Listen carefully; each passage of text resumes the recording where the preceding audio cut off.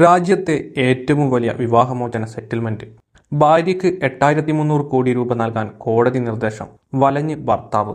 ചെറുതും വലുതുമായ കാരണങ്ങൾ കൊണ്ട് ലോകമാകെ വിവാഹമോചനങ്ങൾ നടക്കാറുണ്ട്. എന്നാൽ വിവാഹമോചനം വഴി പുലിവാല് പിടിച്ച ഒരു കോടീശ്വരന്റെ വാർത്തയാണ് ഇപ്പോൾ ശ്രദ്ധ നേടുന്നത്. ദക്ഷിണ കൊറിയയിലെ സിയോളിലാണ് സംഭവം.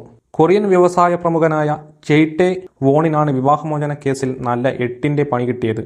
ഒന്നും രണ്ടുമല്ല, 8300 കോടി രൂപയാണ് വിവാഹമോചന കേസിൽ തന്റെ മുൻ ഭാര്യ റോസോ യാങ്ങിന് നൽകാൻ സിയോൾ കോടതി വിധിച്ചത്. ഇതിന് ചെയ് സമ്മതിക്കുകയാണെങ്കിൽ രാജ്യത്തെ ഏറ്റവും വലിയ വിവാഹമോചന സെറ്റിൽമെന്റായി ഇത് മാറും.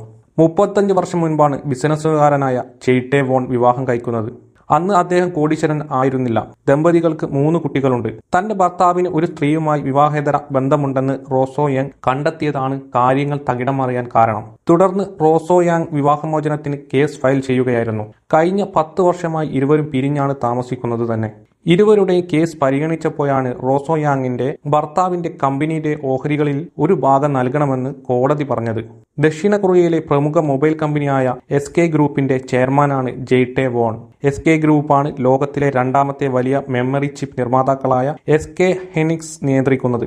എന്നാൽ ഇത്രയും അധികം പണം നൽകാനുള്ള ഹൈക്കോടതി ഉത്തരവിനെതിരെ ഹർജി സമർപ്പിക്കുമെന്ന് ചെയ്യുടെ അഭിഭാഷകൻ പറയുന്നുണ്ട്.